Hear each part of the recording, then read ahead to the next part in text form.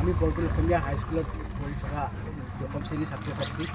ইয়াত পানীৰ সুবিধা মানে পানী ভাল নহয়, বেয়া। দীৰ্ঘদিন ধৰি ভুগি আছোঁ।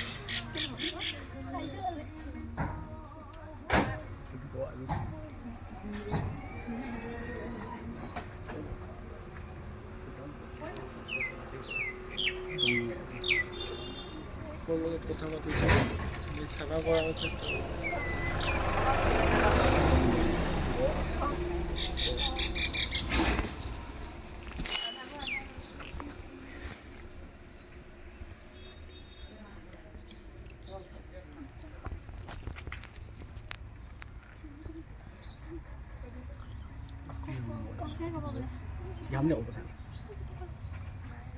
এই সমস্যাটোৰ সমাধান কৰি দিলে আমি ভাল পানী পাব পাৰিম।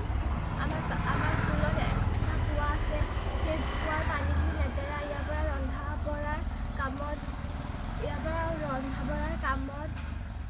পানী ব্যৱহাৰ কৰা হয়।